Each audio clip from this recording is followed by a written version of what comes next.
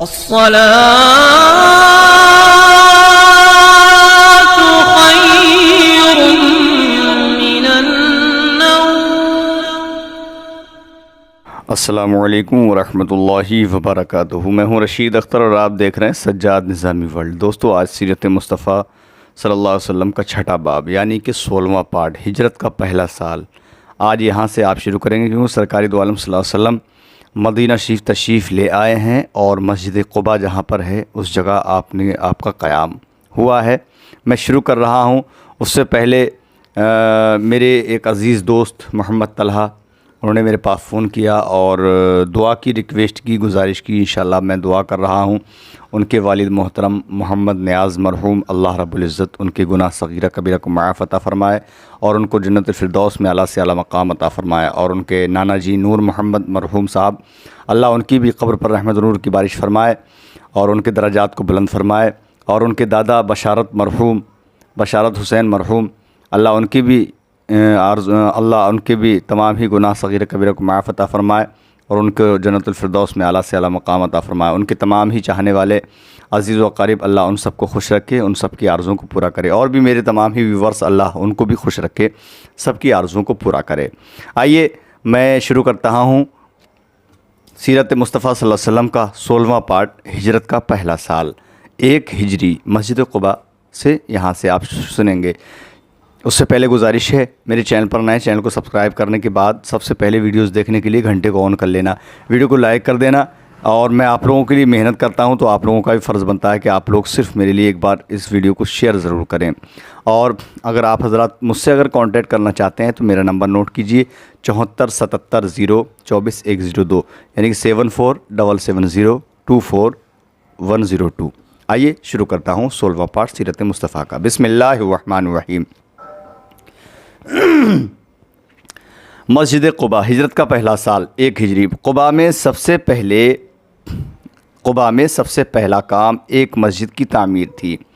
اس مقصد کے لیے حضور صلی اللہ علیہ وسلم نے حضرت کلثوم بن ہدم رضی اللہ تعالیٰ عنہ کی ایک زمین کو پسند فرمایا۔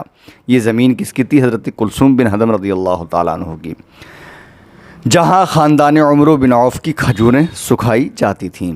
اسی جگہ آپ نے اپنے مقدس ہاتھوں سے ایک مسجد کی بنیاد ڈالی۔ یہی وہ مسجد ہے جو آج بھی مسجد قباء کے نام سے مشہور ہے، ماشاءاللہ الحمدللہ، اور میں نے اس کی زیارت بھی کی ہے اور اس میں اللہ کی عبادت کرنے کا بھی شرف حاصل ہوا ہے، سبحان اللہ۔ آگے سنیں، اور جس کی شان میں قرآن مقدس کی یہ آیت نازل ہوئی ہے، لَمَسْجِدٌ أُسِّسَ عَلَى التَّقْوَى مِنْ أَوَّلِ يَوْمٍ أَحَقُّ أَن تَقُومَ فِيهِ رِجَالٌ يُحِبُّونَ أَن يَتَطَهَّرُوا وَاللَّهُ يُحِبُّ الْمُطَّهِّرِينَ۔ یقیناً وہ مسجد جس کی بنیاد پہلے ہی دن سے پرہیزگاری پر رکھی ہوئی ہے، وہ اس بات کی زیادہ حقدار ہے کہ آپ اس میں کھڑے ہوں۔ اس مسجد میں ایسے لوگ ہیں جن کو پاکی بہت پسند ہے، اور اللہ تعالیٰ پاک رہنے والوں سے محبت فرماتا ہے، سبحان اللہ۔ آگے سنیں ناظرین اکرام، اس مبارک مسجد کی تعمیر میں صحابہ اکرام کے ساتھ ساتھ خود حضور صلی اللہ علیہ وسلم بھی بنفس نفیس اپنے دستے مبارک سے اتنے بڑے بڑے پتھر اٹھاتے تھے کہ ان کے بوجھ سے جسم نازک ختم ہو جاتا تھا، اور اگر آپ کے جانثار اصحاب میں سے کوئی عرض کرتا کہ یا رسول اللہ صلی اللہ علیہ وسلم، آپ پر ہمارے ماں باپ قربان ہو جائیں، آپ چھوڑ دیجئے، ہم اٹھائیں گے، تو حضور صلی اللہ علیہ وسلم اس کی دلجوئی کے لیے چھوڑ دیتے، مگر پھر بھی وزن کا دوسرا پتھر اٹھا لیتے تھے۔ کون؟ ہمارے اور آپ کے پیارے آقا سرکار مدینہ صلی اللہ علیہ وسلم، اور خود ہی اس کو لا کر عمارت میں لگاتے اور تعمیری کام میں جوش و ولولہ پیدا کرنے کے لیے صحابہ اکرام کے ساتھ آواز ملا کر حضور صلی اللہ علیہ وسلم اور حضرت عبداللہ بن رواحہ رضی اللہ تعالیٰ عنہ کی اشعار پڑھتے جاتے تھے۔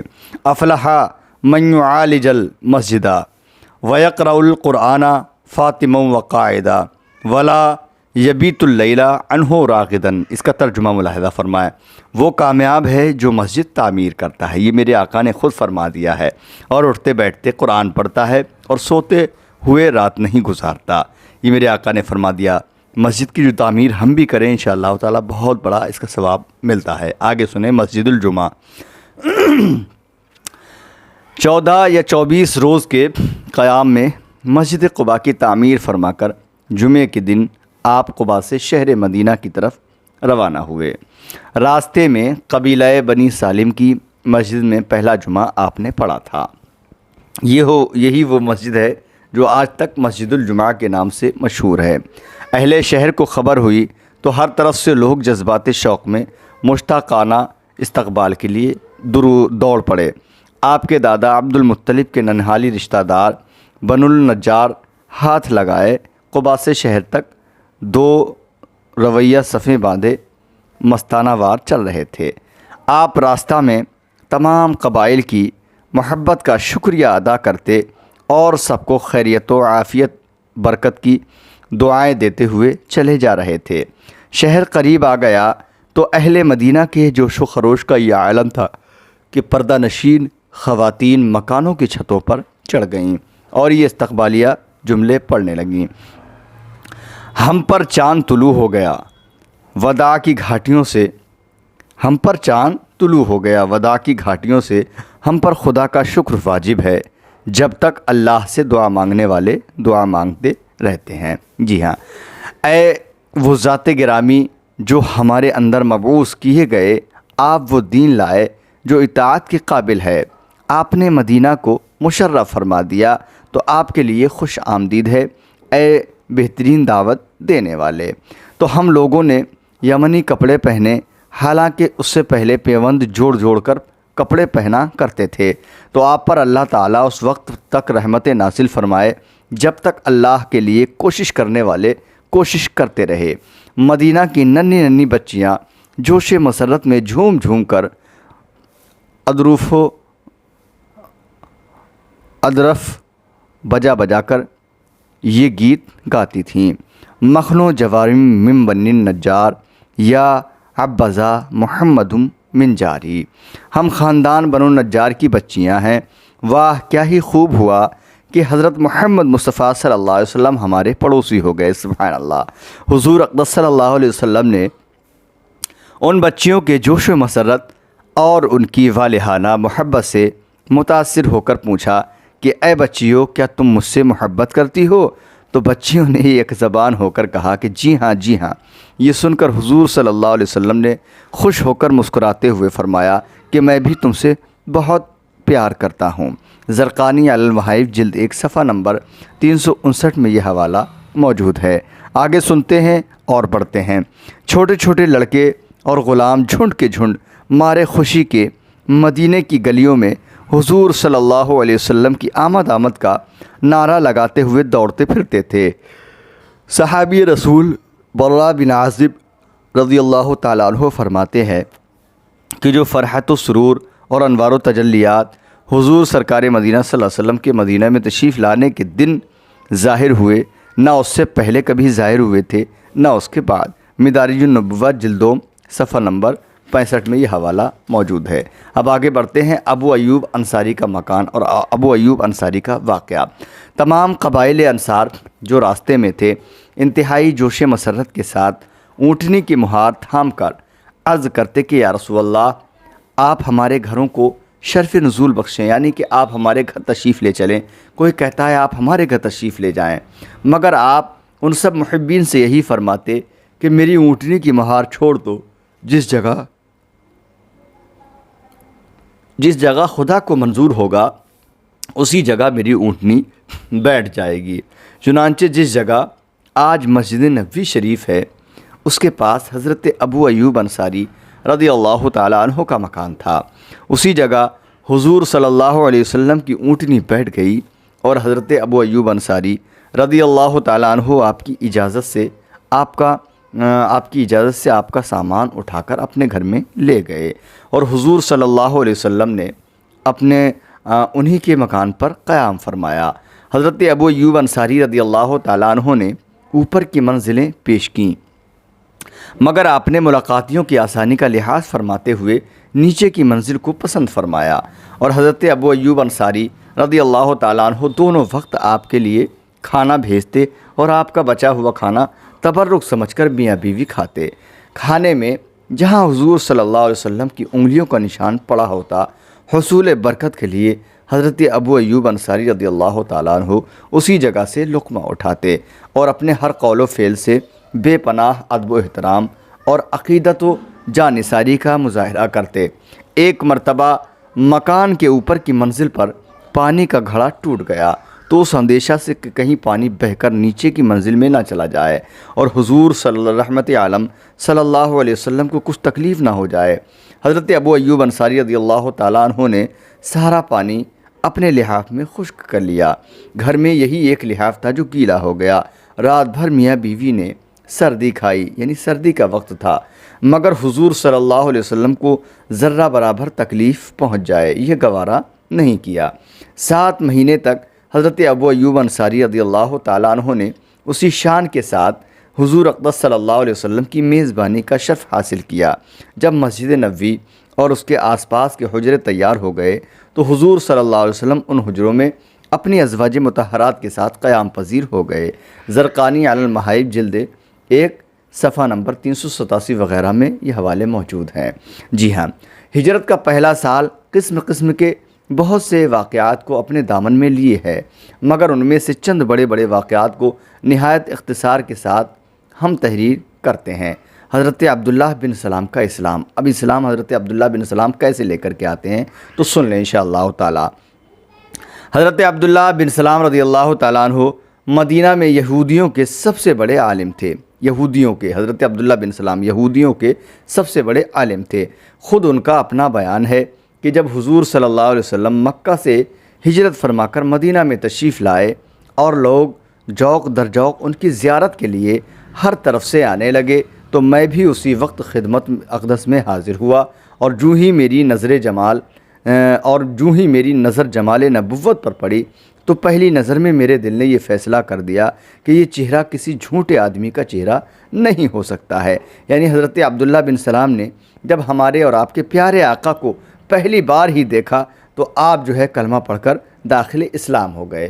फिर हुजूर सल्लल्लाहु अलैहि वसल्लम ने अपने वाज़ में ये इरशाद फरमाया, अय्युहन्नासु अंशुस्सलामा व अतइमु तामा वसिलुल अरहामा वसल्लु बिल्लैली वन्नासु नियामुन। ऐ लोगो, सलाम का इस्लाम का चर्चा करो और खाना खिलाओ और रिश्तेदारों के साथ सलाह रहमी करो और रातों को जब लोग सो रहे हो तो तुम नमाज़ पढ़ो। हज़रत अब्दुल्लाह बिन सलाम फरमाते हैं कि मैंने हुजूर अक़दस सल्लल्लाहु अलैहि वसल्लम को एक नज़र देखा तो आपके ये 4 बोल मेरे कान में पड़े तो मैं इस कदर मुतासिर हो गया कि मेरे दिल की दुनिया ही बदल गई और मैं मुशर्रफ़ बा इस्लाम हो गया। हज़रत अब्दुल्लाह बिन सलाम रज़ियल्लाहु ताला अन्हु का दामन इस्लाम में आ जाना ये इतना अहम वाक़या था कि मदीना के यहूदियों में खलबली मच गई। मदारिजुन नबुव्वत जिल्द सफ़ा नंबर 66 व बुखारी शरीफ में यह हवाला मौजूद है। अब हुजूर के अहलो अयाल मदीने में आने वाले हैं। हुजूर अक़दस सल्लल्लाहु अलैहि वसल्लम जबकि अभी हज़रत अबू अय्यूब अंसारी रज़ियल्लाहु ताला अन्हु के मकान ही में तशरीफ़ फरमा थे, आपने अपने ग़ुलाम हज़रत ज़ैद बिन हारिसा और हज़रत अबू राफ़िअ रज़ियल्लाहु ताला अन्हुमा को 500 दिरहम और 2 ऊँट देकर मक्का भेजा ताकि ये दोनों साहिबान अपने साथ हुजूर सल्लल्लाहु अलैहि वसल्लम के अहलो अयाल को मदीना लाएँ। चुनांचे ये दोनों हज़रात जाकर हुजूर सल्लल्लाहु अलैहि वसल्लम की 2 साहबजादियों हज़रत फ़ातिमा और हज़रत उम्मे कुलसूम रज़ियल्लाहु ताला अन्हुमा और आपके ज़ौजाए मोतहरा उम्मुल मुमिनीन हज़रत बीबी सूदा रज़ियल्लाहु ताला अन्हा और हज़रत उसामा बिन ज़ैद और हज़रत उम्मे यमन रज़ियल्लाहु ताला अन्हुमा को मदीना लेकर आए। आपकी साहबजादी हज़रत ज़ैनब रज़ियल्लाहु ताला अन्हुमा ना आ सकीं क्योंकि उनके शौहर हज़रत अबुल आस बिनुर रबी रज़ियल्लाहु ताला अन्हु ने उनको मक्का में रोक लिया और हुजूर सल्लल्लाहु अलैहि वसल्लम की एक साहबजादी हज़रत बीबी रुक़ैया रज़ियल्लाहु ताला अन्हा अपने शौहर हज़रत उस्मान गनी रज़ियल्लाहु ताला अन्हु के साथ हबशा में थीं। उन्हीं लोगों के साथ हज़रत अबू बकर सिद्दीक़ रज़ियल्लाहु ताला अन्हु के फ़र्जंद हज़रत अब्दुल्लाह रज़ियल्लाहु ताला अन्हु भी अपने सब घर वालों को साथ लेकर मक्का से मदीना आ गए। उनमें हज़रत बीबी आयशा सिद्दीक़ा रज़ियल्लाहु ताला अन्हा भी थीं। ये सब लोग मदीना आकर पहले हज़रत हारिसा बिन नुअमान رضی اللہ تعالیٰ عنہ کے مکان پر ٹھہرے۔ مدارج النبوہ جلد دوم صفحہ نمبر 72 میں یہ حوالہ موجود ہے۔ اب آگے اور سنتے ہیں کہ مسجد نبوی کی اب تعمیر کیسے ہوتی ہے، تو سنیں انشاءاللہ تعالیٰ، لیکن شیئر ضرور کرنا دوستو۔ مدینہ میں کوئی ایسی جگہ نہیں تھی جہاں مسلمان بجماعت نماز پڑھ سکیں، اس لیے مسجد کی تعمیر نہایت ضروری تھی۔ حضور صلی اللہ علیہ وسلم کے قیام گاہ کے قریب ہی بنو النجار کا ایک باغ تھا۔ آپ نے مسجد تعمیر کرنے کے لیے اس باغ کو قیمت دے کر خریدنا چاہا۔ ان لوگوں نے یہ کہہ کر یا رسول اللہ صلی اللہ علیہ وسلم ہم خدا ہی سے اس کی قیمت اجر و ثواب لیں گے، مفت میں زمین مسجد کے لیے پیش کر دی۔ لیکن چونکہ یہ زمین اصل میں 2 یتیموں کی تھی، آپ نے ان دونوں یتیم بچوں کو بلا بھیجا۔ ان یتیم بچوں نے بھی زمین مسجد کے لیے نذر کرنی چاہی، مگر حضور صلی اللہ علیہ وسلم نے اس کو پسند نہیں فرمایا۔ اس لیے حضرت ابوبکر صدیق رضی اللہ تعالیٰ عنہ نے ان کو پسند نہیں فرمایا، اس لیے حضرت ابوبکر صدیق رضی اللہ تعالیٰ عنہ کے مال سے آپ نے اس کی قیمت ادا فرما دی۔ مدارج النبوہ جلد دوم صفحہ نمبر 68 میں یہ حوالہ موجود ہے۔ آگے اور سنیں، اس زمین میں چند درخت، کچھ کھنڈرات اور کچھ مشرکوں کی قبریں تھیں۔ آپ نے درختوں کے کاٹنے اور مشرکین کی قبروں کو کھود کر پھینک دینے کا حکم دیا۔ پھر زمین کو ہموار کر کے خود آپ نے اپنے دست مبارک سے مسجد نبوی کی بنیاد ڈالی اور کچی اینٹوں کی دیوار اور کھجور کے ستونوں پر کھجور کی پتیوں سے چھت بنائی جو بارش میں ٹپکتی تھی۔ اس مسجد کی تعمیر میں صحابہ اکرام کے ساتھ خود حضور صلی اللہ علیہ وسلم بھی اینٹیں اٹھا کر لاتے تھے، اور صحابہ اکرام کو جوش دلانے کے لیے ان کے ساتھ آواز ملا کر حضور صلی اللہ علیہ وسلم رز کا یہ شعر پڑھتے تھے: اللہم لا خیر الا خیر الآخرہ فاغفر الانصارا والمہاجرہ۔ اے اللہ، بھلائی تو صرف آخرت ہی کی بھلائی ہے، لہٰذا اے اللہ تو انصار و مہاجرین کو بخش دے۔ اسی مسجد کا نام مسجد نبوی ہے۔ یہ مسجد ہر قسم کے دنیاوی تکلفات سے پاک اور اسلام کی سادگی کی سچی اور صحیح تصویر تھی۔ اس مسجد کی عمارت اول طول عرض میں 60 گز لمبی اور 54 گز چوڑی تھی۔ اس کا قبلہ بیت المقدس کی طرف بنا دیا گیا تھا، مگر جب قبلہ بدل کر کعبے کی طرف ہو گیا تو مسجد کے شمالی جانب ایک نیا دروازہ قائم کیا گیا۔ اس کے بعد مختلف زمانوں میں مسجد نبوی کی تجدید و توسیع ہوتی رہی۔ مسجد کے ایک کنارے پر ایک چبوترا دیکھا جس پر کھجور کی پتیوں سے چھت بنا دی گئی تھی۔ اسی چبوترا کا نام صفہ ہے۔ جو صحابہ گھر بار نہیں رکھتے تھے وہ اسی چبوترے پر بیٹھتے تھے، اور یہی لوگ اصحاب صفہ کہلاتے ہیں۔ مدارج النبوہ جلد دوم صفحہ نمبر 69 و بخاری شریف میں یہ حوالہ موجود ہے۔ کیونکہ اصحاب صفہ الحمدللہ جب میں پہنچا تھا تو میں نے زیارت بھی کی اور وہاں پر نماز پڑھنے کا موقع ملا۔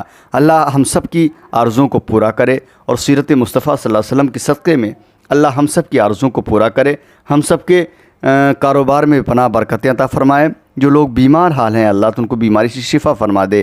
یا اللہ اس کورونا جیسی بیماری، مہاماری، وبا سے ہم سب کو نجات عطا فرما۔ اس بیماری کو ہمارے ہندوستان سے، ہمارے بھارت سے نیست و نابود فرما، اور تمام اولیاء اکرام کے صدقے میں ہمارے سب کے دلی جائز مقاصد کو پورا فرما۔ جو لوگ بے اولاد ہیں ان کی یا اللہ تو اولاد عطا فرما دے، جو قرض دار ہیں ان کی قرض سے نجات عطا فرما دے، جو پریشان حال ہیں ان کی پریشانی کو دور فرما دے، جو بے اولاد ہیں اللہ تو انہیں اولاد عطا فرما دے، جن کو بیٹے کی ضرورت ہے تو انہیں بیٹا دے دے، اور جنہیں بیٹی کی ضرورت ہے اللہ تو اسے بیٹی عطا فرما دے، ہم سب کا انجام بخیر فرما دے۔ دوستو سیرت مصطفیٰ صلی اللہ علیہ وسلم کا یہ 16واں پارٹ بس یہیں تک میں کرتا ہوں، انشاءاللہ اس سے آگے کا واقعہ اگلے پارٹ میں ملاحظہ فرمائیں گے۔ مجھے دیجیے اجازت۔ السلام علیکم ورحمۃ اللہ وبرکاتہ۔ اللہ حافظ دوستو، دیکھتے رہیے اور سپورٹ کرتے رہیے سجاد نظامی ورلڈ چینل کو۔ السلام علیکم۔